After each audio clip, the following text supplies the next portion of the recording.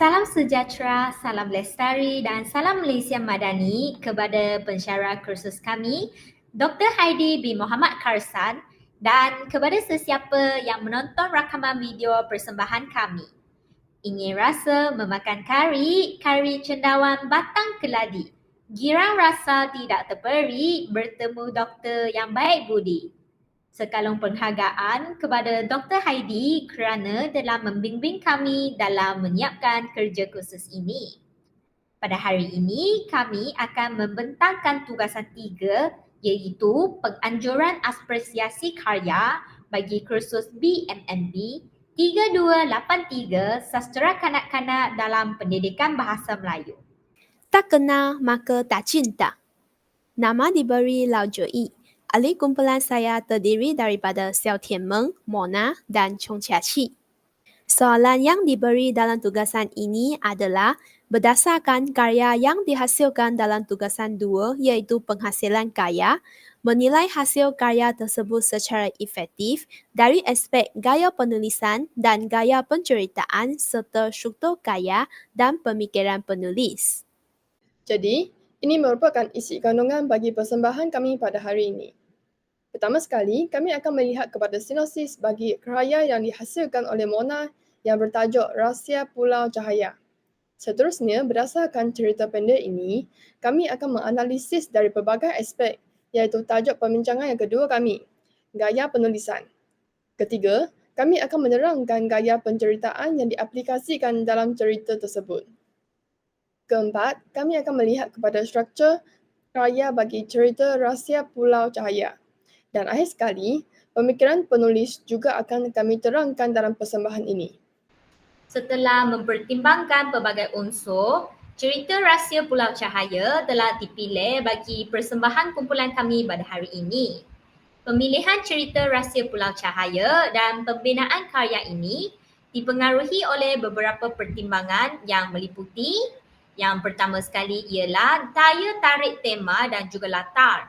Cerita ini dipilih kerana memiliki tema penerokaan dan eksplorasi alam yang menarik. Tema ini biasanya dapat menarik minat pembaca, terutamanya kanak-kanak, kerana menawarkan keajaiban alam dan juga misteri pulau yang dijelajahi. Yang kedua pula ialah penekanan pada nilai-nilai pendidikan dan moral. Cerita ini dipilih kerana penekanannya pada nilai-nilai positif seperti persahabatan, kerjasama, keberanian dan penghargaan terhadap alam. Penulis juga ingin menyampaikan pesan-pesan moral dan pendidikan kepada pembaca melalui kisah yang menarik dan menginspirasikan. Yang ketiga pula ialah kesesuaian dengan pembaca sasaran.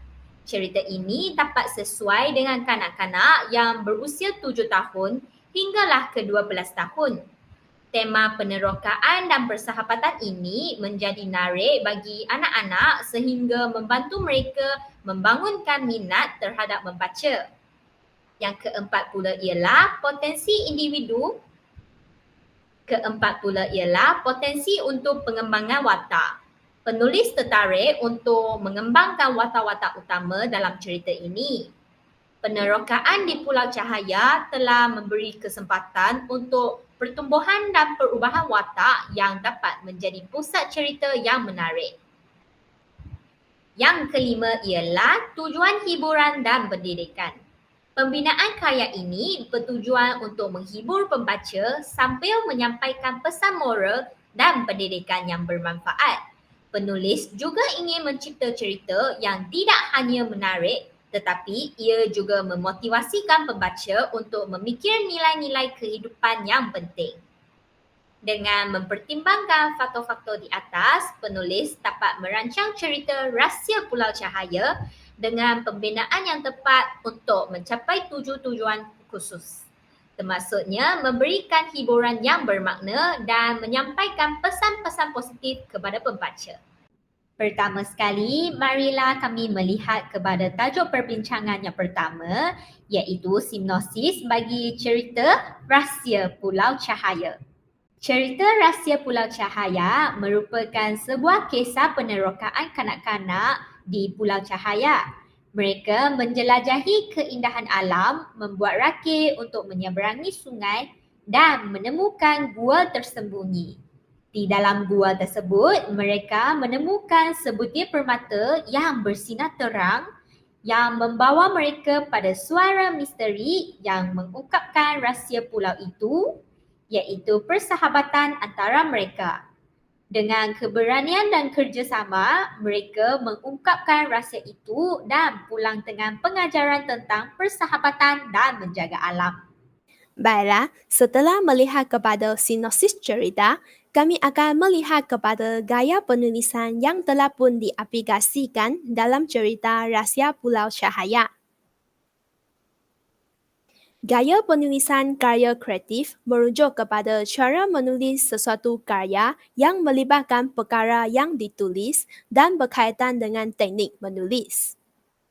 Selain itu, perkara yang perlu diambil dan diberikan perhatian adalah seperti pemilihan perkataan, sintaksis, plot, serta watak dan nilai teladan yang telah menjadi tunjang penceritaan bagi sebuah sastera kanak-kanak.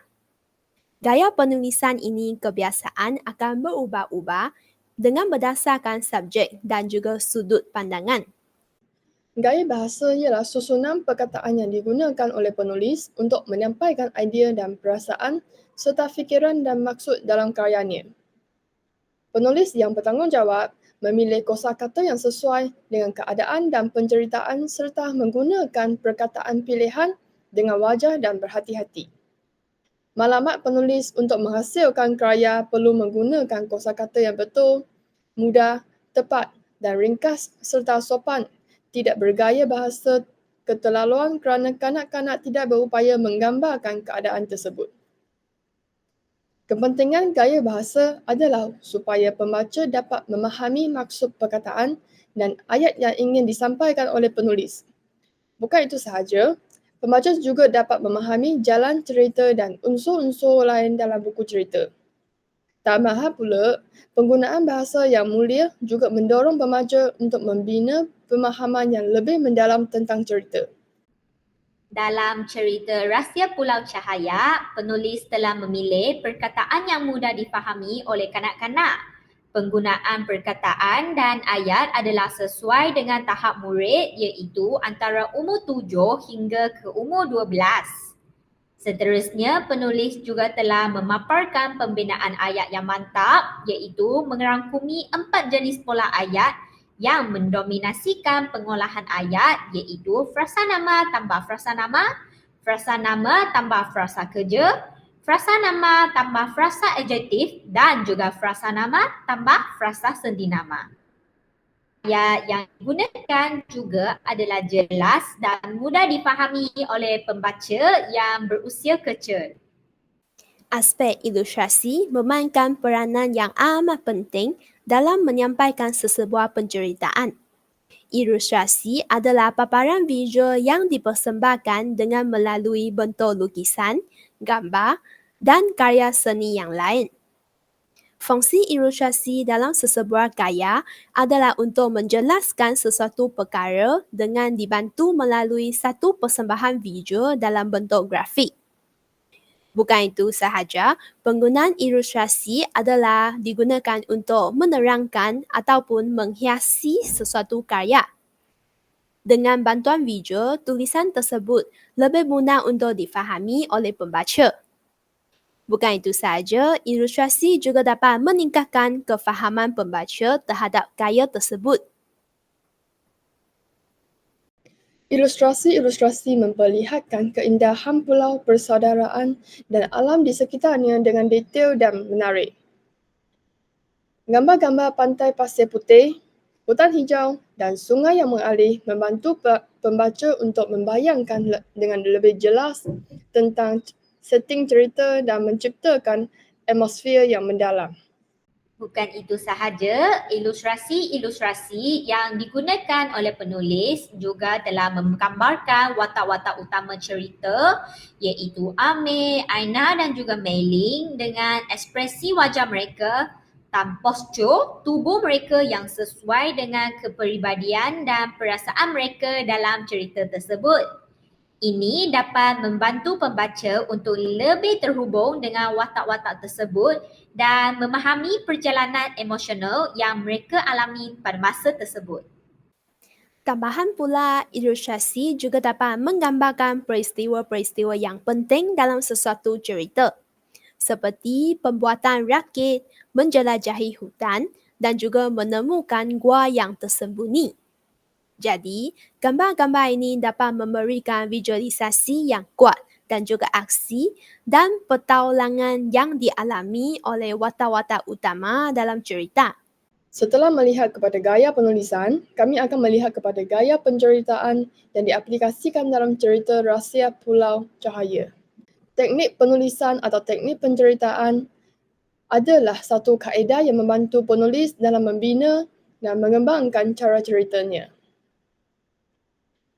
Teknik penceritaan ini dapat menunjukkan kreativiti penulis dalam mempelbagaikan gaya dalam penyampaiannya.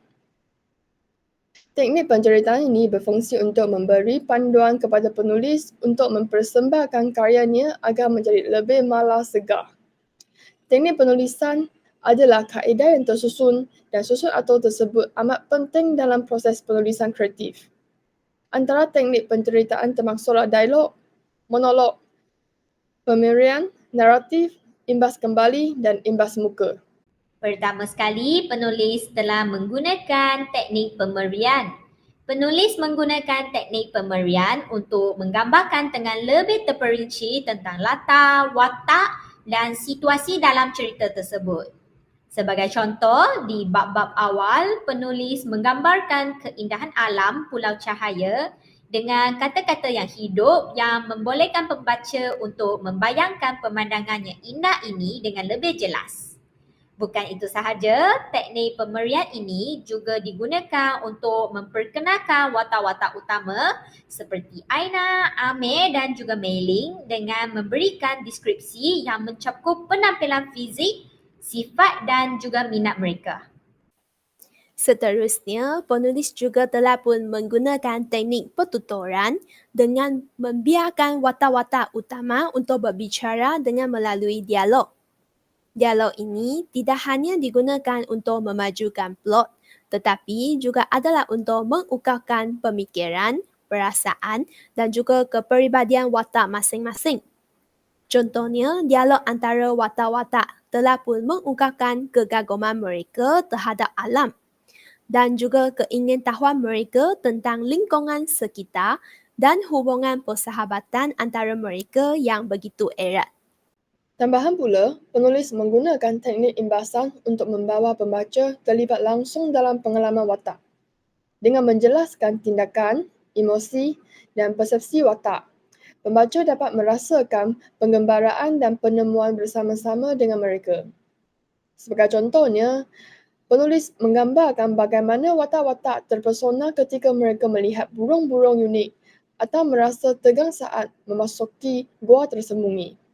Ini membolehkan pembaca merasakan kegembiraan pertolongan mereka.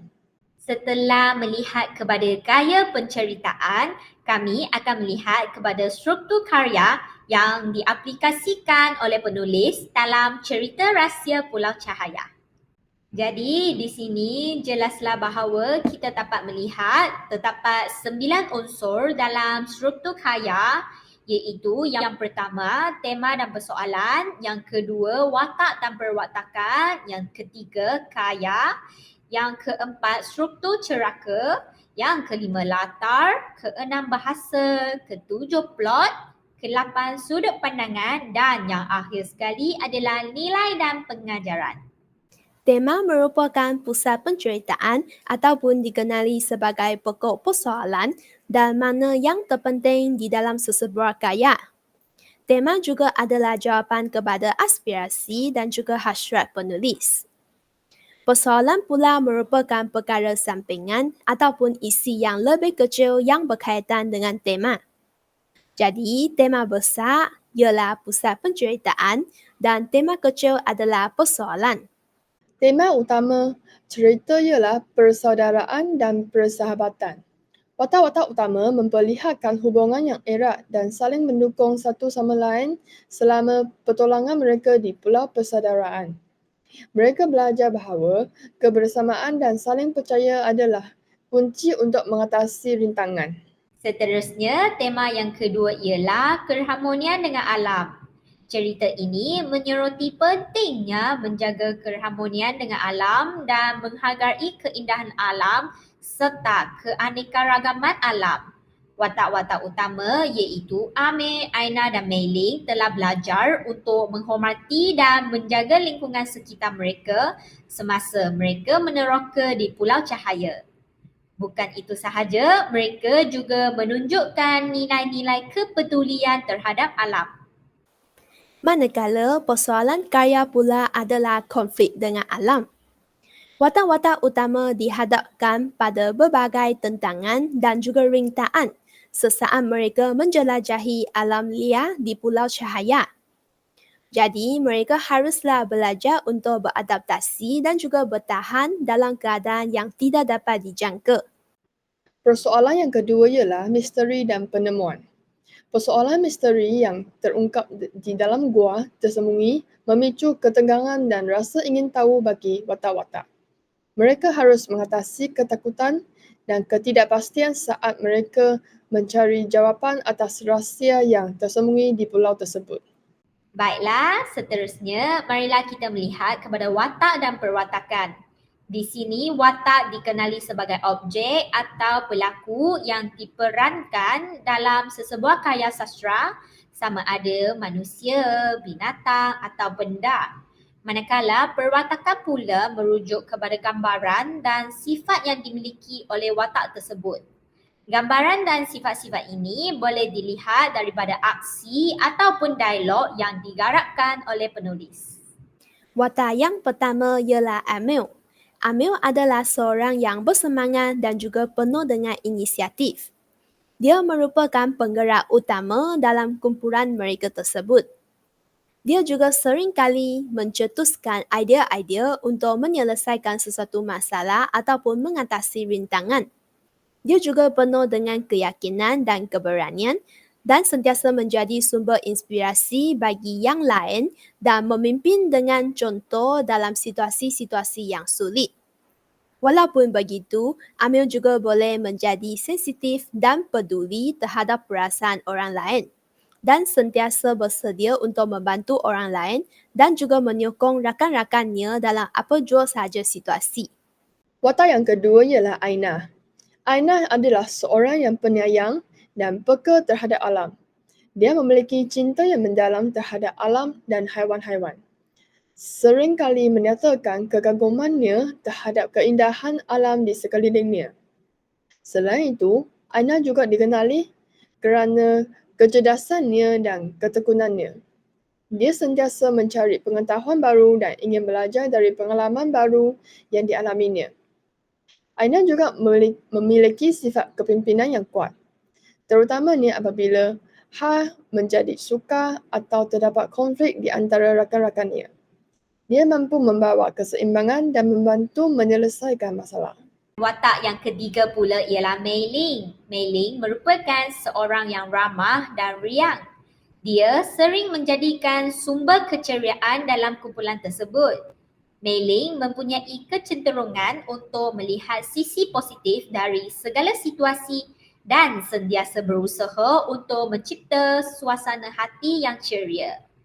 Walaupun kelihatan ceria, namun Mei Ling juga memiliki kekuatan dalam ketekunan dan kedabahan. Mei Ling tidak mudah menyerah putus asa dalam menghadapi rintangan dan sentiasa mencari jalan untuk terus maju. Selain itu, Mei Ling juga dikenali kerana kesetiaannya terhadap rakan-rakannya. Dia sentiasa ada untuk mendengarkan, memberikan sokongan dan juga menjadi sahabat yang boleh diandalkan dalam setiap situasi. Seterusnya ialah latar. Terdapat 3 jenis latar iaitu latar masa, latar tempat dan juga latar masyarakat. Latar masa ialah waktu di mana cerita berlangsung yang memberikan gambaran tentang konteks sejarah ataupun budaya di mana cerita itu terjadi. Latar masanya adalah di hutan dan di alam adalah pada waktu siang kerana terdapatnya matahari, manakala latar masa di dalam gua pula adalah pada waktu malam kerana terdapatnya bulan. Seterusnya, latar tempat pula merujuk kepada lokasi fizikal di mana cerita berlangsung. Latar tempat menggambarkan lingkungan di mana watak-watak utama cerita berinteraksi dan pertolongan mereka berlangsung. Dalam contoh cerita Rahsia Pulau Cahaya, latar tempatnya adalah Pulau Cahaya yang indah dengan hutan lebat, sungai yang mengalir dan gua yang tersembunyi. Yang ketiga pula ialah latar masyarakat. Latar masyarakat merujuk kepada kelompok sosial ataupun komuniti di mana cerita itu berlangsung. Latar belakang. Yang ketiga ialah latar masyarakat. Latar masyarakat ini merujuk kepada kelompok sosial ataupun sesebuah komuniti di mana cerita itu berlangsung. Latar masyarakat mencakup nilai-nilai, norma dan juga struktur sosial yang mempengaruhi perilaku dan interaksi antara watak-watak utama dalam cerita itu. Jadi, dalam cerita Rahsia Pulau Cahaya, latar masyarakat adalah sekelompok kawan-kawan yang memiliki minat yang sama dalam penerokaan alam dan membentuk ikatan persahabatan yang erat antara satu sama lain. Seterusnya, nilai dapat difahami sebagai unsur ketinggian pergeti yang dapat dikesan oleh pembaca. Rumusan terhadap sesuatu gagasan penulis dan tindakan watak. Manakala, pengajaran pula adalah unsur teladan dalam sesebuah karya sastera ataupun mesej yang ingin disampaikan daripada penulis kepada pembaca. Nilai yang pertama ialah bekerjasama. Ketika mereka berada di tepi sungai yang lebar dan tidak memiliki cara untuk menyeberang, Amir mencadangkan bahawa untuk membuat sebuah rakit, semua anggota kumpulan bersetuju dan bekerjasama membangun rakit dengan menggunakan kayu-kayu yang mereka menemui di tepi sungai. Selain itu, apabila mereka menjelajah hutan bulu yang besar, mereka bekerjasama untuk menjaga kelestarian hutan tersebut dengan tidak merosakkan dan memperlakukannya dengan penuh bertanggungjawab. Nilai yang kedua yang ingin disampaikan oleh penulis ialah nilai kesyukuran. Setelah menyeberangi sungai dengan rakit yang mereka bangunkan bersama, Aina, Mei-Ling dan juga Amir telah mengucapkan rasa syukur atas keselamatan mereka. Mereka menghargai keberhasilan mereka dan bersyukur atas bantuan dan juga kerjasama yang mereka terima. Ketika mereka menemukan sebutir permata yang bersinar terang di dalam, mereka berasa bersyukur atas penemuan yang menakjubkan tersebut, tetapi mereka juga bersyukur atas keamanan dan keselamatan mereka saat mereka menjelajahi gua yang gelap dan berbahaya itu. Seterusnya, apakah itu plot? Menurut Kamus Dewan pada tahun 2021, plot merupakan jalan cerita dalam sesuatu karya sastera. Jalan cerita yang dimaksudkan ialah rentetan cerita yang bersambung dengan sebab tertentu. Jadi, plot merupakan perkembangan cerita dari awal sehingga akhir. Terdapat 5 pembinaan plot. Yang pertama ialah permulaan. Permulaan menceritakan tentang latar belakang, watak atau suasana yang wujud pada awal cerita. Seterusnya ialah perkembangan yang menceritakan perjalanan cerita yang semakin berkembang dan wujudnya watak-watak lain. Yang ketiga ialah konflik, di mana wujudnya masalah yang dihadapi oleh watak dalam cerita.